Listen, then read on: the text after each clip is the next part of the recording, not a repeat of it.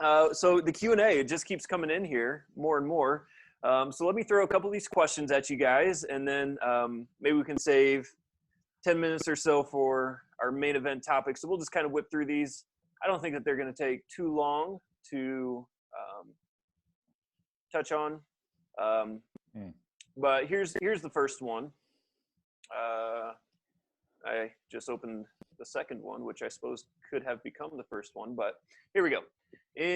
This is from an email that I don't know who the author is. Perhaps this is our Italian reach coming back to us here. Ooh. Maybe we threw out that shout out last week and they decided they wanted to have a deeper relationship and interaction and send us a question. So here's what I presume to be our Italian following asking us. In Ezekiel 26, there is a prophecy that Nebuchadnezzar will obliterate Tyre. However, Nebuchadnezzar loses the battle against Tyre. Ezekiel even confirms this. Response. I like that. You have the question, then you have the demand for a response. I like that. This is what say you? This is saying get down to business, fellas. And so is that kind of Italian characteristic there too? Very just forward and yeah, right. At least Jersey Italian is, but I don't know. Yeah, right. So what do you guys have to say in response to this?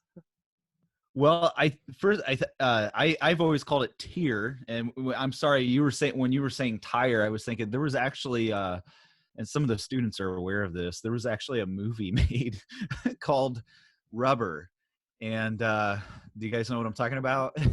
Not at all. The story, I've never watched it, so I'm not necessarily condoning it. I saw a trailer for it because I was like, I can't believe this is real. It is about a tire that goes around and kills people.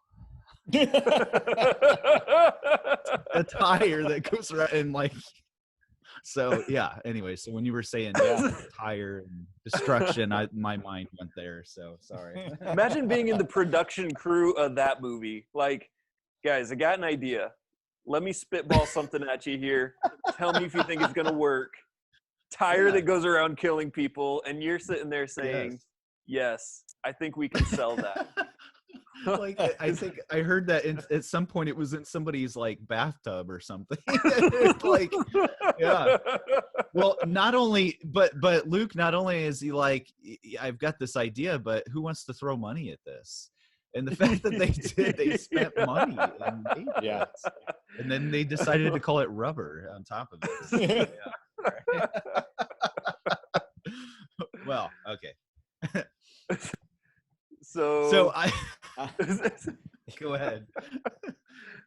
I was just going to say, I think whoever submitted this question should really take the time to read up on this passage because it is a fascinating example of fulfilled prophecy down to every minor detail, because it says that many nations will come upon Tyre, which is exactly what happened. And Nebuchadnezzar would be the one who would attack the mainland Tyre, but the sea, there was another, sea city of Tyre that was out a little ways from land. And so it's very interesting how specific this passage is, because it changes in the midst of the passage from he, Nebuchadnezzar, to they. And so quite correctly, right, he was not the one to completely destroy it, but Ezekiel 26 says that many nations would come against Tyre, and that's exactly what happened. So, Alexander the Great was the one who ended up scraping the mainland city rubble into the ocean, right, to make the causeway to attack the island city. So I think if you really look in this with an open mind and an open heart, that it's amazing how specifically this prophecy is actually fulfilled when you look at those details of the passage. So that's good. Brett, anything you want to supplement to that? Yeah, I totally fully agree. That's it's incredible. And the many nations, I think, was back in verse 3. So at the very beginning of the entire discussion, Right. it sort of predicates everything on that it's going to be many nations. And then it starts to give some detail, and it talks about Nebuchadnezzar. And if you look at some other if you look up historical articles about what did happen, Nebuchadnezzar the second came against the city, and it sounds like the city had done such a great job at barricading their walls. It sounds like the Babylonians weren't able to fully penetrate the city. However, what Nick was just talking about, another sort of settlement. I don't know if I can't remember if it was an island or where it was at, but that was a remnant of Tyre. Actually, I think what I came across was that the reason why it was even there to begin with was because of the first attack from the Babylonians. And it's one of the sources I had read said most of the people, or not, obviously not most, but many of the people fled and left the main city of Tyre just kind of there. And so when they fled, they sort of set up another settlement, and that's what Nick was talking about, then Alexander coming along. And not only that, you said waves. The very I think that's right in verse 3. It talks about waves like of the ocean, but it's talking about different nations coming, and one wave does this, the next wave then comes and does this. And so it's pretty fascinating passage. It's a great question, but it's one of those questions that causes us to look more carefully at the text. And just as Dr. Soto would always say at Grace, there is no there really is no substitute for a careful reading of the text. And when we do that, we see, okay, there's no contradiction here. It was actually right, and it's historically accurate as well. But before it happened, so when it historically happens, we see that, wow, it was right. Yeah. And to speak to your specificity of the text, it starts out, it names Nebuchadnezzar, and then it goes, he will do all this until verse 11. And then verse 12, it switches to they. Well, why? Because it's referencing the other nations that would be doing this, right? And so it would not be, and after that is, I will make you a bare rock. You will be a place for the spreading of nets. So it wasn't until after Nebuchadnezzar's attack that would happen. So it even shows you, when you read the text carefully, that he would not be the one to do that. So what amazes me about this is that people say, well, this is a unfulfilled prophecy because there's a Tyre, or today, right? There's a city there today. Well, just because you build another city and name it the same thing doesn't mean it's the same city. Like, it just seems ridiculous to me. So, but you can see the ruins of the city and what happened, that it was destroyed. So. Yeah, that's good. That's good. Thank you, gentlemen. Let's move over to question 2 here. Question 2 is this. I have 2 questions that go hand in hand. First off, is supporting people in the LGBTQ that are friendly family people that you work with, etc.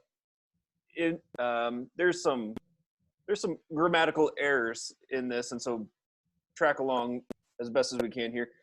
In their beliefs, wrong, going to be a gay wedding and whatnot.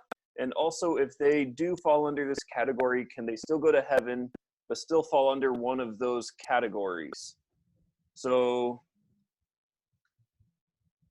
there we have it. Trying to decide what the question is there. I sent it to you guys. How'd you guys read it?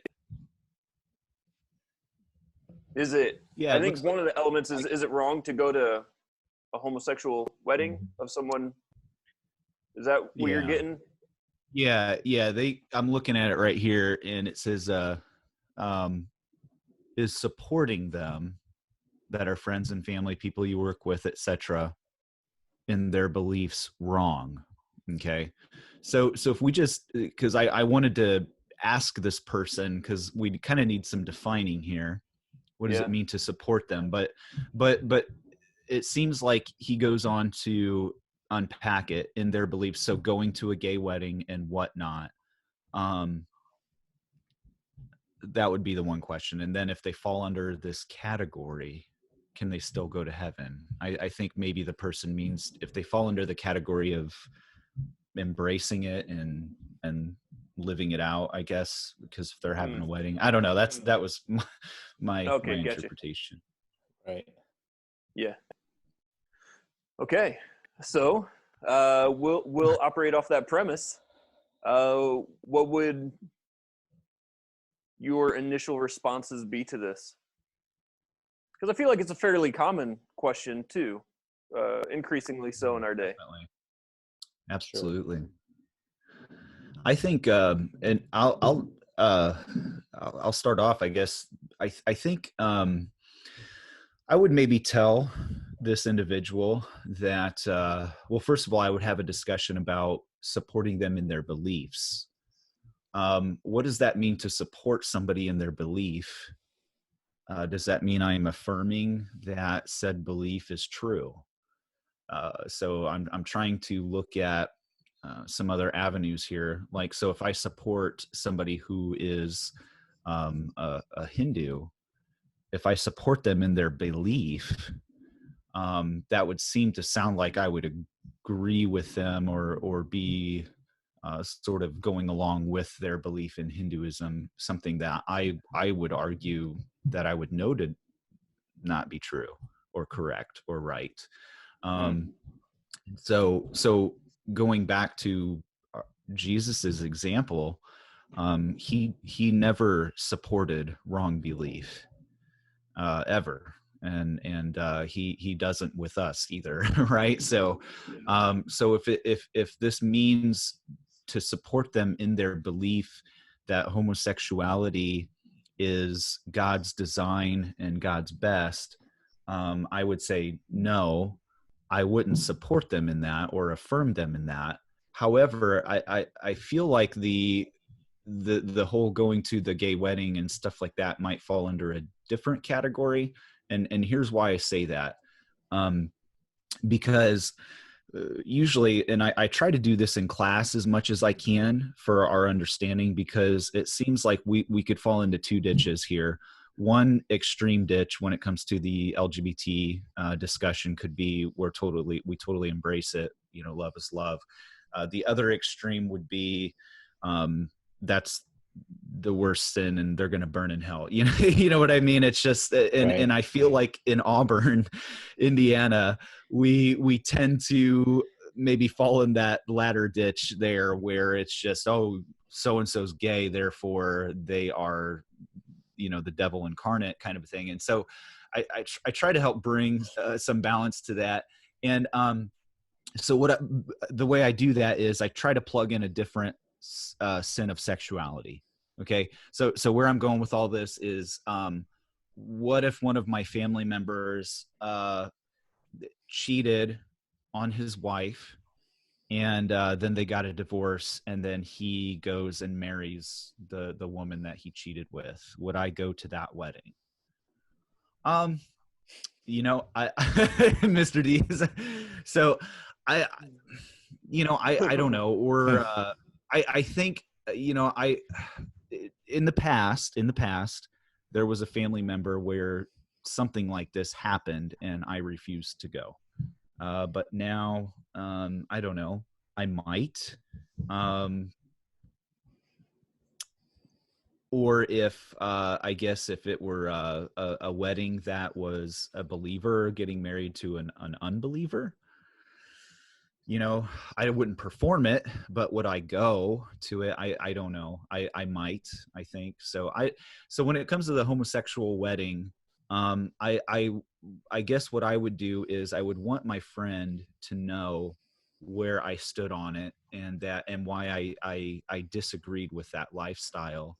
But because they are my family member or my friend, you know, I still love them, and I'm not going to, you know, just totally break the relationship off or whatever. So, Mm. I might go, but only if I guess I had that discussion with them, because I wouldn't want them to misunderstand me going.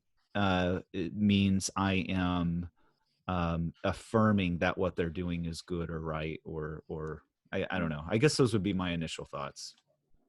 Yeah, and I think I think as I hear this question, you know, you get some of these really general questions, and they ask you to take a stance. One of the difficulties is that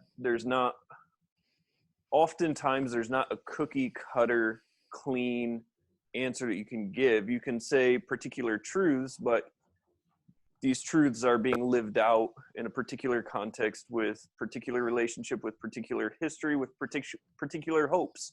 And so how do I stand firm on convictions, because I think that's something we could agree upon, and how can I navigate speaking truth in a context of love and grace, communicating that I will not abandon them because of their perhaps particular sinful choices, in the same way that God doesn't abandon us, even though we remain sinners as well.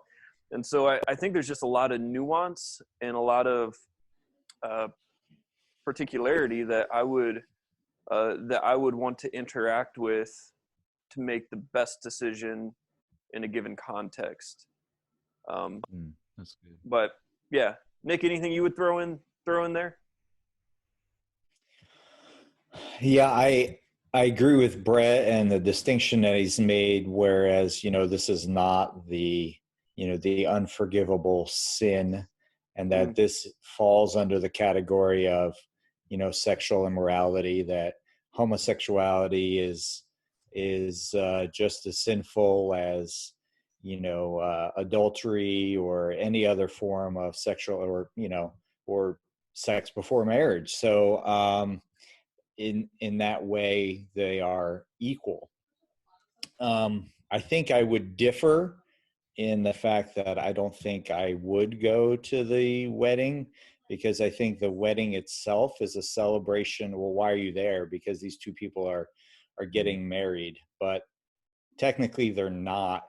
It's not marriage. Just because we've changed the definition of marriage to fit what we want it to be doesn't mean it makes it a marriage. In the same way, just because we've defined or changed the name of a baby in utero to fetus does not mean it is no longer a baby. So I think in the same way, I think to go and celebrate this occasion, I could not do. But I would talk to this person and say, listen, I love you, I care for you, but as a Christian, I just don't feel like I can go because it's a celebration of something that I fundamentally disagree with. And God fundamentally disagrees with. So I think I would have that conversation with them and say, listen, you know, I'm no better than you, you know, this is what God says about it, you know. So I think we, you know, we elevate homosexuality to some, you know, like I said, unforgivable thing when it's not. You know, Paul says, you know, in Corinthians, and such were some of you, and he includes homosexuals in there, but you were washed. So Yeah. So what you're That's saying good. is, That's good thoughts. Yeah. I would go with I would go with more of the Jesus approach and love them, and you would not, is what you're saying. I'm kidding. Honestly, though, you saying that, both of you, and for those of you guys listening, so outside of our recording, we're always talking with one another about how this is edifying for us and how much we enjoy this. And so both of what you guys just said were I think great points, and I fully agree. And so in fact, Nick, you saying that, you know, that I kind of feel like I probably shouldn't go then too, because that's a great point. So definitely. Yeah. Good stuff. Last one here, and we just have maybe a couple minutes to wrap this up, and then maybe we'll table our main event for next week. But here's the last question to throw out here. And this question is actually coming not from a student, but from my wife's Bible study. Another lady in her group threw this question out there. And so whenever questions kind of get thrown out there, Lisa asked me about them.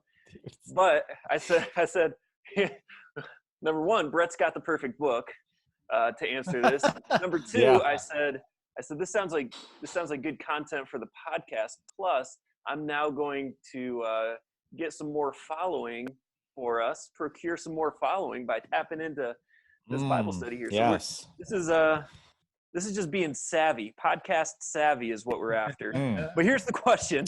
The question was, in Mark chapter 5, Jesus heals the demoniac with that abundance of demons called legion, and he casts them into the herd of pigs, who then go and fall off the cliff and die.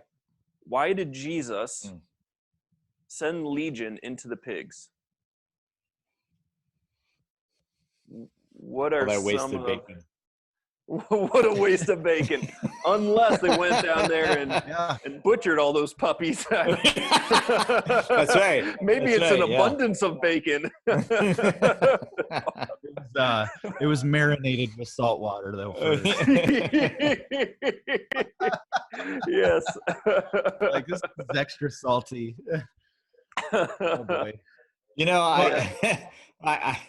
I think, and I had to read up on this when the question came out, when you sent it to us, because I don't know, maybe I just said, oh, okay, no big deal. Jesus sent the demons and the pigs. So I guess I've never had that thought, well, why, because the demons asked and Jesus let them. So I don't think ultimately we know why, do we? The text doesn't say. So I guess I want to preface this answer with, I think anything we say is speculation, because we don't know, ultimately. I mean, I read something that perhaps Jesus did to show the true nature of the demons, that they destroy, and that's ultimately what they do to people. So perhaps it was to show the destructive nature of demons. They were in the land of the Gentiles, so there was no real, law against them having a herd of pigs. If they were in Israel and they were doing that, you could see that as a judgment on their sin. Ultimately, you could see that as a reason why Jesus did it, but that doesn't hold because he was in the land of Gentiles. So I don't ultimately know besides that. Yeah, no, that's definitely. I read a couple different commentaries. They all said different things. But Brett, go ahead and give us the answer from Michael Heiser here. Expert. The resident demon expert. I just want to preface. I want to preface my answer with, unlike what Nick just said, I do know. So I do have the. Did you have to ask somebody for that information, for special information? It was a group via a Ouija board. So did the answer come to you at night? In the spirit board told back me. Of your neck. Well, it is a fascinating passage, and I feel like we can get a lot out of it. As far as just the nature and reality of the demonic and spiritual warfare and things, and so I agree, Nick. It's kind of like we have to go into speculation. I think we can come up with some good guesses and things, but so just a few different things I've read about it, a few different approaches. And I feel like even Heiser at some point may have said something about this, but the demons being disembodied by nature perhaps want a physical body to be in. It does I don't seem know if, the, that does yeah, seem like their nature, right? They want to, yeah. yeah, to possess. And, I don't know. That could be, another approach I've read is that whenever Jesus would cast out a demon, then the demon would be expelled and have to go to Hades and await in chains, await for the judgment. And so now, again, it's speculation, but where they're coming from is, well, what do they say right away? They're like, have you come to torment us before the approved time? And so what's the approved time? Well, probably the great white throne judgment. And they're kind of like, hey, it's not time yet, which is another fascinating fact, though, is they know what's coming. Not because they have an inherent omniscience, but because they know scripture. They know ultimately what their end's going to be. And so they're talking about some kind of a judgment that's coming. And so they beg Jesus, let us go into the pigs rather than send us to time out in Hades, where the sons of God of Genesis 6 are. That's the view I go with. But anyway, Right. So that I don't know about that. That's speculation again. It could be.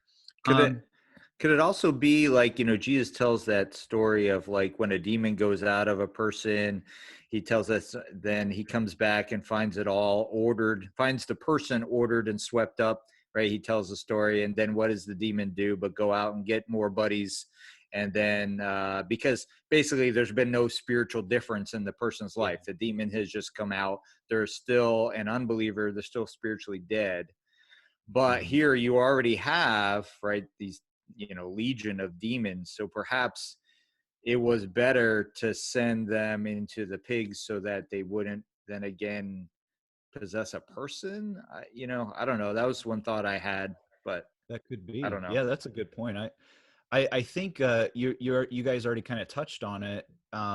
Either way, regardless, so they're the ones who ask, like you guys said, they wanted to. And Nick, you had already mentioned something about just what do demons do? Their nature. Yeah. So Jesus permits them. He permits them to go into the pigs, and what do they do right away? They kill him.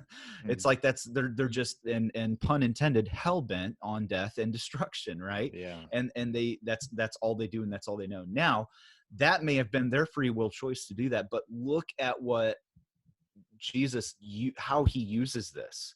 All right. Because they go and they die. And as you said, Nick, this is the Gentile territory. Well, let's read the rest of the passage. What happens? The townspeople come back. And this is probably my favorite part of the passage. The townspeople come back. And if you read it's in the Mark 5 version.